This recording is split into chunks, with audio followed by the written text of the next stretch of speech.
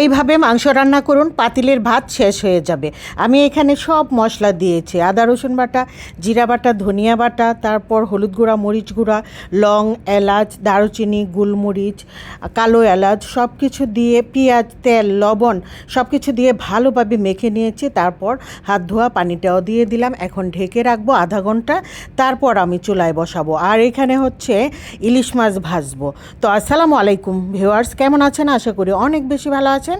আলহামদুলিল্লাহ আমরাও ভালো আছি। তো ইলিশ মাছ ভাজতেছি। আর সকালবেলা ঘুম থেকে উঠে লিলি দেখি যে 2 পদের ভর্তা বানিয়ে রেখেছে, মানে ভর্তা বানানো অলরেডি তার শেষ। এইখানে হচ্ছে এই তো মাছগুলো এক চুলায় দিয়ে দিলাম, আরেক চুলায় মাংসের পাতিলটা বসিয়ে দিলাম। এখানে হচ্ছে মাংসটা কষিয়ে নিচ্ছি, নেড়ে চেড়ে যে পানি উঠবে মাংস থেকে এই পানি দিয়ে আমি কষিয়ে নিব। এখানে আর কোনো পানি দিব না, একদম ভালো করে কষিয়ে নিব। তারপর গরম পানির ঝোল দিয়ে রান্না করব। আর ইলিশ মাছ যখন কেটে নিয়েছিলাম তখন এখানে একটা রক থাকে, এটা ফেলে দিতে হয়, আর ফেলে দিলাম আমি। আর হচ্ছে এই যে মাছটা এক পিঠ হয়ে গেছে, আরেক পিঠ উল্টে দিচ্ছি। মাছ ভাজি, তারপর হচ্ছে 2 ধরনের ভর্তা, পান্তা ভাত গরম ভাতের মধ্যে পানি দিয়ে দিব, পান্তা হয়ে যাবে এই তো খাওয়া। তো আজকে আমার কি হয়েছিল, পান্তাটা খাওয়া হয়েছে দুপুরবেলায়।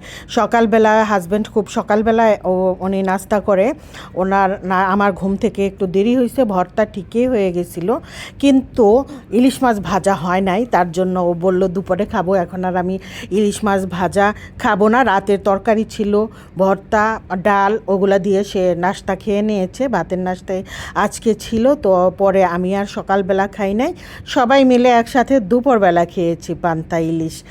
যাই হোক, এই যে বাচ্চারা খাবে পান্তা ইলিশ, সবাই খায় দেখে, এই আর কি। এটা মানে বৈশাখী উদযাপন বলে কোনো কথা না। পান্তা ইলিশ বাচ্চারা মানে খেতে চায়, তার জন্যই রান্না করা। আর এইখানে এই যে মাংসের ঝোল দিয়ে দিলাম আমি কিন্তু সুন্দর করে কষিয়ে নিয়েছি, তারপর ঝোলটা দিয়েছি। এখন আরেকটু ঢেকে রাখবো, তারপর নামিয়ে নেব। তরকারি আরেকটু হবে, অল্প আছে, আরও 10 মিনিটের মতো রাখবো, তারপর আমি নামিয়ে নেব। আর এইখানে হচ্ছে একটা লাউ রান্না করব চিংড়ি মাছ দিয়ে। আমি চিংড়ি মাছ দিয়েছি আর একটু সব মশলা দিয়েছি। আর লাউ রান্নায় হলুদ মরিচের পরিমাণটা একদম কম দিলে খুবই ভালো হয়। এই তো নেড়ে চেড়ে এখন লাউটা রান্না করে নেব। অল্প লাউটা যেহেতু এত কচি ছিল না, মোটামুটি ছিল, তাই আমি এখানে দিয়েছি 1/2 কাপ পানি দিয়েছি। এখন ভালো করে নেড়ে চেড়ে তারপর ঢেকে রাখবো।